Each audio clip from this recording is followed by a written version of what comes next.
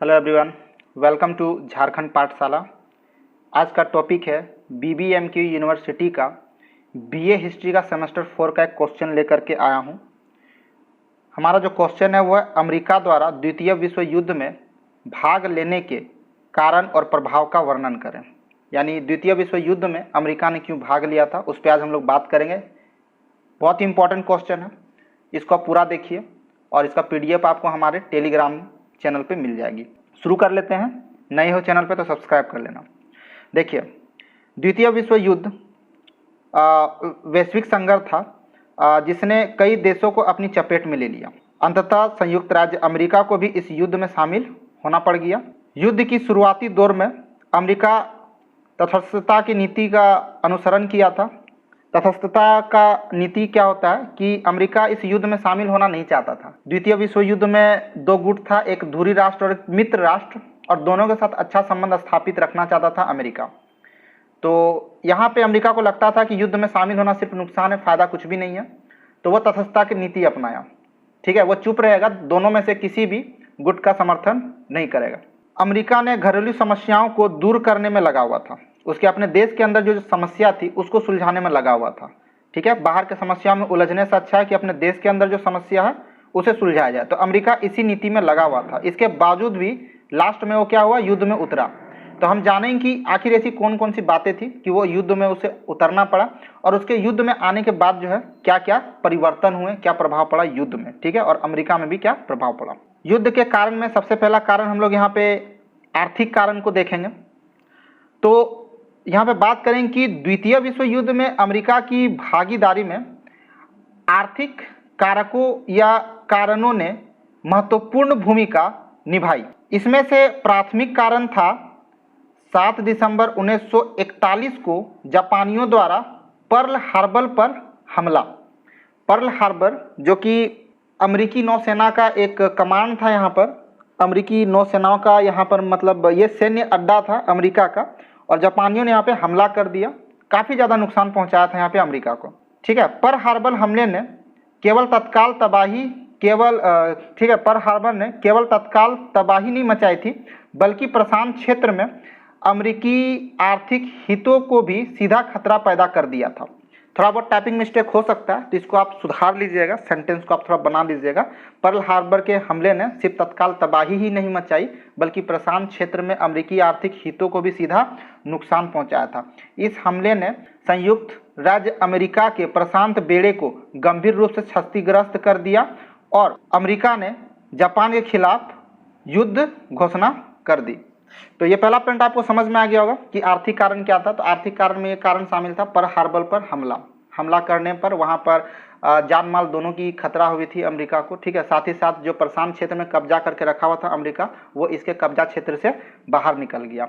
तो कहीं ना कहीं अमेरिका को बहुत बड़ा धक्का लगा था इस हमले से, और इसी कारण अंत में जाकर के अमेरिका ने क्या किया, जापानियों से युद्ध करने की घोषणा कर दी। ठीक है, इसके अतिरिक्त क्या था, तो अमेरिका के यूनाइटेड किंगडम और फ्रांस जैसे मित्र देशों के साथ मजबूत व्यापारिक संबंध था। यानी मित्र देश यानी जिसमें यूनाइटेड किंगडम और फ्रांस जैसे देश शामिल थे, तो इन लोगों के साथ अमेरिका का अच्छा व्यापारिक संबंध चलता था। ठीक है, लेकिन हुआ क्या, फ्रांस पर जर्मनी का कब्जा हो गया, और ब्रिटिश आपूर्ति लाइन जो है, यानी ब्रिटिश आपूर्ति लाइन यानी जो भी समुद्र के रास्ते से जो भी व्यापार होता था अमेरिका का, वहाँ पर यू बोट का लगातार हमला हो रहा था। यू बोट एक मतलब सैन्य शिप है, ठीक है, लड़ाकू शिप इसको आप बोल सकते हो। तो इससे हमला किया जा रहा था, और व्यापार जो था, व्यापार का कनेक्शन टूट गया था अमेरिका और ब्रिटेन के बीच में, जिससे अमेरिकी आर्थिक स्थिरता खतरे में पड़ गई।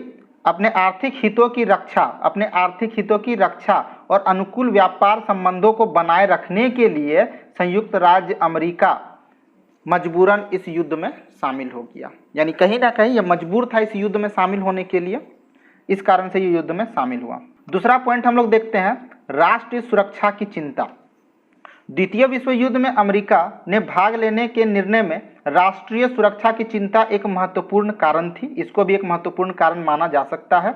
एडोल्फ हिटलर के नेतृत्व में नाजी जर्मनी ने वैश्विक शांति और सुरक्षा के लिए एक विशाल खतरा उत्पन्न कर दिया। धुरी शक्तियों के आक्रामक नीतियों के साथ साथ हिटलर की विस्तारवादी महत्वाकांक्षाओं ने संयुक्त राज्य अमेरिका में खतरे की घंटी बजा दी। यानी जर्मनी जो कर रहा था, जैसे जैसे विस्तार कर रहा था अपने भूक्षेत्र का, सभी जगह पे अपना झंडा का जिस तरह से परचम फहरा रहा था, तो कहीं ना कहीं अमेरिका ने खतरा महसूस किया कि फ्यूचर में जो जर्मनी को खतरा है, अमेरिका को खतरा है जर्मनी से। फिर क्या होता है, तो 1940 में फ्रांस के पतन से अमेरिका की चिंता और बढ़ गई। यानी 1940 में फ्रांस जो था वो कब्जे में चला गया जर्मनी का, तो इससे अमेरिका की चिंता और बढ़ गई थी। यूरोप के नाजी प्रभुत्व के आगे झुकने के साथ एक वास्तविक डर था। ठीक है, क्या डर था, तो जर्मनी बढ़त हासिल कर लेगा और सीधा संयुक्त राज्य अमेरिका को धमकी देगा। यानी कहीं ना कहीं अमेरिका को डर था कि जैसे जैसे ये कब्जा करते जा रहा, तो आने वाला टाइम पे नेक्स्ट जो होगा वो अमेरिका को चैलेंज करेगा, यानी अमेरिका में हमला कर सकता है। अपनी राष्ट्रीय सुरक्षा की रक्षा और अधिनायकवादी शासन के विस्तार को रोकने के लिए अमेरिका को संघर्ष में सक्रिय भूमिका निभानी पड़ी। यानी अब यहाँ पे हम लोग बोल सकते हैं, एक यहाँ पे वर्ड आपका आता है ये वाला, ठीक है, अधिनायकवादी। तो अधिनायकवादी का मतलब क्या है, यहाँ पे मैं आपको समझा देता हूँ कि जब कोई देश क्या कर रहा है, पूरे विश्व में परचम फैलाने की कोशिश कर रहा है, तो वो एक लौता नायक बनना चाहता है पूरा विश्व का। ठीक है, तो वो अधिनायकवादी जो कि हिटलर करना चाहता था पूरे विश्व में, ठीक है, वो अपना परचम फैलाना चाहता था। तो ये इन्हीं सब चीज़ों को रोकने के लिए अमेरिका ने क्या किया ना, युद्ध में भाग ले लिया था। ठीक है, चलिए नेक्स्ट हम लोग पॉइंट देखते हैं, जो कि पॉइंट आप जो यहाँ पे देख रहे हो, मैं सेम पॉइंट को यहाँ पे लिख दिया हूँ, ये पॉइंट यहाँ पर नहीं होगा। पॉइंट यहाँ पे क्या होगा वो मैं आपको बता दे रहा हूँ, विरोधी विचारधारा। यहाँ पे क्या लिखेंगे, विरोधी विचारधारा, थोड़ा टाइपिंग मिस्टेक है। अमेरिका फांसीवाद और अधिनायकवाद शासन का हमेशा से विरोधी रहा है, याद रखिएगा। फांसीवाद क्या होता है, ये जो नाजी जर्मनी जो था वो जिस तरह से सभी देशों को अपने अधीन करता जा रहा था और अपना जो शासन स्थापित कर रहा था, यही मतलब फांसीवाद ताकत था। ठीक है, यही फांसीवाद ताकत था। कहीं ना कहीं आप इसको समझ सकते हो, उपनिवेशवाद को फांसीवाद यहाँ पे बोला जाता है। ठीक है, तो यहाँ पर क्या था, फांसीवाद और अधिनायकवाद शासन का हमेशा से अमेरिका विरोधी रहा है। अमेरिका जो है ना वो एक लोकतांत्रिक राष्ट्र है और इसीलिए वो व्यक्तिगत स्वतंत्रता, मानवाधिकार और लोकतंत्र सिद्धांतों का समर्थन करता है, जबकि फांसीवाद शक्तियों के उदय ने इन सिद्धांतों को चुनौती दे दी, जिससे इन दमनकारी शासनों का सामना करना और उन्हें हराना अमेरिका का एक दायित्व बन गया, एक जिम्मेदारी बन गया। यानी इन सब सिद्धांतों की, यहाँ जो हम लोग देख रहे हैं, इन सब सिद्धांतों की अमेरिका को रक्षा करना था। ठीक है, व्यक्तिगत स्वतंत्रता, मानवाधिकार और साथ में क्या है, लोकतंत्र। तो होप कि आप ये चीज को यहाँ पर समझ गए होंगे। थोड़ा सा और आगे हम लोग चलते हैं। इसके अलावा वैश्विक मंच पर संतुलन बनाए रखने में, ठीक है, वैश्विक मंच पर संतुलन बनाए रखने में अमेरिका का निहित स्वार्थ था। यानी वैश्विक मंच पर अमेरिका शांति बनाए रखना चाहता था। धुरी शक्तियों को पूर्ण प्रभुत्व प्राप्त करने की अनुमति देने से विश्व व्यवस्था अधिनायकवाद के पक्ष में स्थानांतरित हो जाती, जिससे संयुक्त राज्य अमेरिका जिन लोकतांत्रिक सिद्धांतों के लिए खड़ा था वे कमजोर हो जाते हैं। ठीक है, इसलिए अमेरिका अपनी वैचारिक मान्यताओं की रक्षा करने और स्वतंत्र और न्यायपूर्ण दुनिया को बढ़ावा देने के लिए युद्ध में शामिल हुआ था। ठीक है, यानी अमेरिका क्या कहता है कि वो वैश्विक स्तर पर, ठीक है, एक संतुलन, शक्ति संतुलन बना करके रखना चाहता था। और साथ ही साथ उसे ऐसा लगा कि यदि अगर हम क्या करें ना, कि अगर धुरी राष्ट्रों को, धुरी शक्तियों को अगर अनुमति दे दिया जाए पूरे विश्व में शासन करने का, तो इससे क्या हो जाएगा, जो शासन होगा वो अधिनायकवाद में स्थानांतरित हो जाएगा। और इससे क्या हो जाएगा, अमेरिका जिन सिद्धांतों का समर्थन करता है, किन सिद्धांतों का, तो व्यक्तिगत स्वतंत्रता का, मानवाधिकार का, लोकतंत्र का, ये सिद्धांत जो है वो कमजोर पड़ जाती। इसलिए अमेरिका ने इन सब की रक्षा के लिए और साथ ही साथ स्वतंत्र और न्यायपूर्ण दुनिया की वो रचना करना चाहता था, इसीलिए वो युद्ध में शामिल हुआ था। तो ये तो कारण है। ठीक है, 3 कारण मैंने यहाँ पे बताया, ठीक है, जो कि युद्ध में किस लिए अमेरिका शामिल हुआ था। अब चलिए हम लोग देखते हैं कि युद्ध में शामिल होने से इसका क्या प्रभाव पड़ा, अमेरिका जब युद्ध में आया तो। ठीक है, तो यहाँ पे सिंपल सा बात है, यहाँ पे जो भी है एक छोटा सा इंट्रोडक्शन है, आप इसको पढ़ लीजिएगा। मैं आपको पहले भी बता दे रहा हूँ, टेलीग्राम चैनल को आप ज्वाइन कर लीजिएगा। जे पाठशाला या झारखंड पाठशाला सर्च करेंगे तो आपको मिल जाएगा। ठीक है, ऐसे डिस्क्रिप्शन में आपको लिंक भी मिल जाएगा। ठीक है, लोगो सेम मिल जाएगा आपको, चैनल में जो लोगो, वहाँ पे भी लोगो मिल जाएगा। वहाँ पे मैं जितने भी PDF बनाता हूँ शेयर कर देता हूँ आप लोगों के साथ में। ओके, और साथ ही साथ आप मेरे वेबसाइट वेबसाइट में भी जाकर संपर्क कर सकते हैं। वेबसाइट है झारखंड पाठशाला jpathshala.com और झारखंड पाठशाला.com। इंग्लिश के लिए jpathshala.com है और हिस्ट्री के लिए झारखंड पाठशाला.com। इसका भी लिंक आपको डिस्क्रिप्शन में मिल जाएगा। कौन कौन से पॉइंट है हम लोग यहाँ पे, सबसे पहले औद्योगिक शक्ति देखते हैं कि औद्योगिक शक्ति के रूप में अमेरिका क्या होना बहुत बढ़त हासिल कर लिया था। तो औद्योगिक शक्ति के रूप में हम अमेरिका को देखते हैं। संयुक्त राज्य अमेरिका यानी अमेरिका के पास अपार औद्योगिक क्षमताएं थी, जिससे उसे ना भारी हथियार, उपकरण और अन्य आवश्यक युद्ध सामग्री का उत्पादन करने की अनुमति मिल गई। कहने का मतलब यही है कि अमेरिका के पास औद्योगिक क्षमताएं थी। ठीक है, अमेरिका के पास औद्योगिक क्षमताएं थी और इस औद्योगिक क्षमता के कारण यूरोपीय कंट्री, फ्रांस, ब्रिटेन यानी मित्र राष्ट्र में जो देश सम्मिलित हैं, उन्होंने अनुमति दिया इसे कि युद्ध से संबंधित आप अधिक से अधिक सामग्री का उत्पादन कर सकते हो। ठीक है, अमेरिकी कारखानों और उद्योगों को तुरंत युद्धकालीन उत्पादन में परिवर्तित कर दिया गया, जिससे मित्र राष्ट्रों को संसाधन की एक स्थिर स्रोत मिल गई। ठीक है, तो कहीं ना कहीं हम लोग यहाँ पर क्या देख रहे हैं, तो एक प्रभाव ये पड़ा कि मित्र राष्ट्रों को बहुत ज़्यादा युद्ध का सामग्री उपलब्ध हो गया। कैसे उपलब्ध हुआ, तो अमेरिका को अनुमति दिया गया, उसके पास संसाधनों की कमी नहीं थी, इस कारण से उसे अनुमति दिया गया कि आप युद्ध से संबंधित सभी संसाधनों का उत्पादन कर सकते हो। अमेरिका ने तुरंत इस मौके का फायदा उठाते हुए क्या किया, जितने भी उसके पास औद्योगिक क्षेत्र थे, ठीक है, तो इन सभी क्षेत्रों को वो क्या कर दिया, युद्ध सामग्री उत्पादन में लगा दिया। ठीक है, तो इससे क्या हो गया, मित्र राष्ट्र में जितने देश सम्मिलित हैं उन लोगों को युद्ध का सामान जो था पर्याप्त मात्रा में मिलने लगा और निरंतर मिलने लगा, जिससे क्या हुआ, ये लोग और ज्यादा शक्तिशाली होते गए हथियार के मामले में। एक यहाँ पर लैंड लीज कार्यक्रम है। 1941 में अमेरिकी कांग्रेस द्वारा लैंड लीज अधिनियम को पास कर दिया गया। ठीक है, संयुक्त राज्य अमेरिका ने मित्र देशों को, ठीक है, जो मित्र देश है, मित्र देश में कौन कौन शामिल है, यहाँ फ्रांस है, ब्रिटेन है, ठीक है, सोवियत संघ है, तो मित्र देश में जो सम्मिलित देश है, ठीक है, देशों को जहाज, विमान और अन्य उपकरण सहित अन्य सहायता प्रदान करने में सक्षम बनाया। इस सहायता से ब्रिटेन, सोवियत संघ, चीन जैसे देशों के युद्ध प्रयासों को काफी बल मिल गया। नेक्स्ट पॉइंट हम लोग देखते हैं, प्रशांत सागर क्षेत्र। ठीक है, प्रशांत महासागर जो है, ठीक है, वो क्षेत्र को हम लोग यहाँ पर देखते हैं। इस क्षेत्र में क्या हुआ था, 1941 में जापानी द्वारा पर्ल हार्बर पर हमले के बाद अमेरिका ने पूरी ताकत से युद्ध में शामिल हो गया था। ये तो पहले भी हम लोग बात कर चुके हैं, पर्ल हार्बर पर जैसे हमला हुआ, इस युद्ध में अमेरिका पूरी ताकत से सम्मिलित हो गया। ठीक है, यहाँ पे नाम आता है जनरल, ठीक है, डगलस मैकार्थर और है एडमिरल चेस्टर निमित्ज के नेतृत्व में अमेरिकी सेना ने मध्यवर्ती लड़ाइयों जैसे मिडवे का युद्ध और आइलैंड हॉपिंग अभियान का आयोजन किया, जो प्रशांत क्षेत्र में जापानी सेना को धीरे धीरे पीछे धकेल दिया। यानी प्रशांत क्षेत्र को खाली कराने के लिए, यानी प्रशांत क्षेत्र में फिर से अपना दबदबा कायम करने के लिए ये सब कुछ मतलब ऑपरेशन चलाया गया अमेरिका के द्वारा, जिसमें वो सफल भी रहा। और इस समय क्या गया, जापानी लोग पीछे भी हट गए प्रशांत क्षेत्र से। फिर आता है यूरोपीय क्षेत्र। ठीक है, ये यूरोपीय क्षेत्र, जैसे प्रशांत क्षेत्र हम लोग देखें, ये यूरोपीय क्षेत्र। यूरोपीय क्षेत्र में क्या हुआ था, संयुक्त राज्य अमेरिका ने ब्रिटिश और कनाडाई सेनाओं के साथ 6 जून 1944 को फ्रांस के नॉर्मैंडी समुद्र तटों पर एक विशाल समुद्री हमला किया।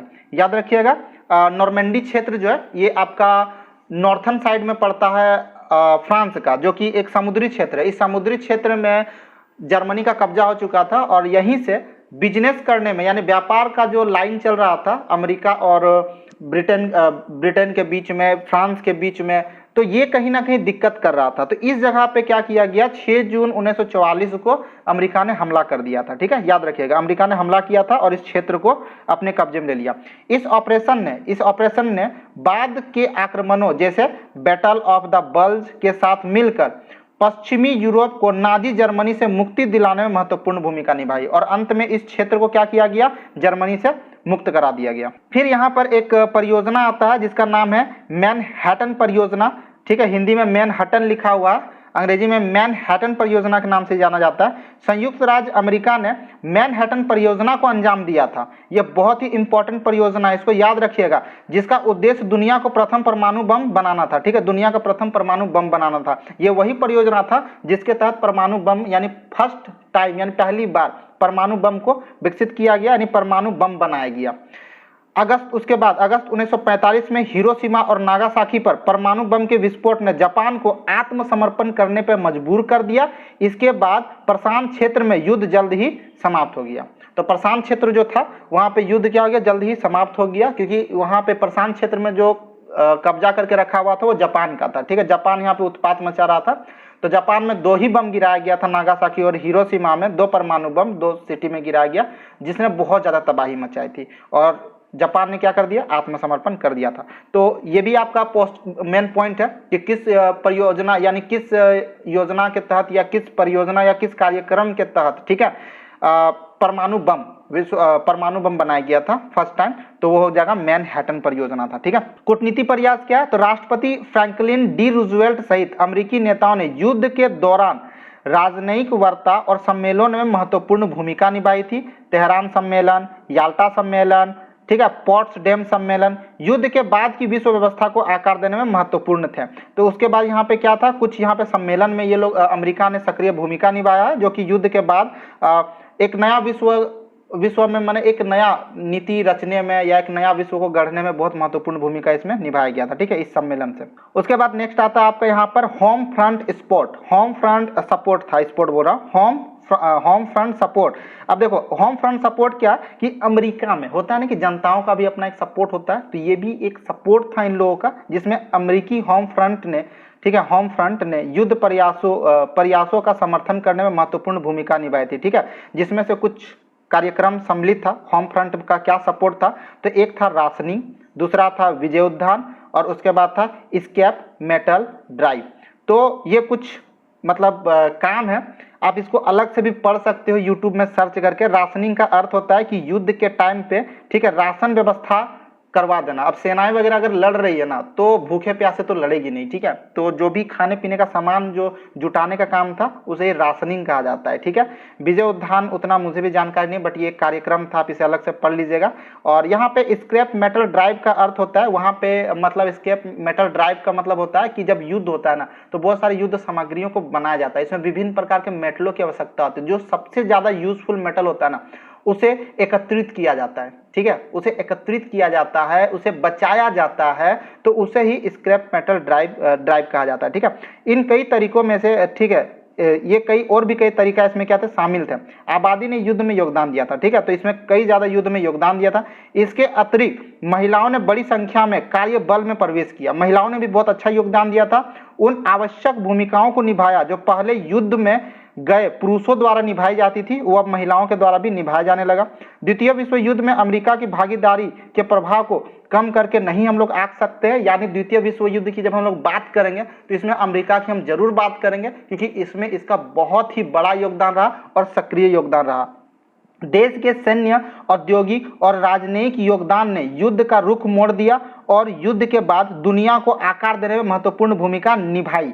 तो इतना सारा आप अपने पॉइंट में जो है शामिल कर सकते हैं। और हाँ, काफ़ी मेहनत लगता है एक वीडियो को बनाने में, रिकॉर्ड करने में और आप लोग के सामने प्रस्तुत करने में।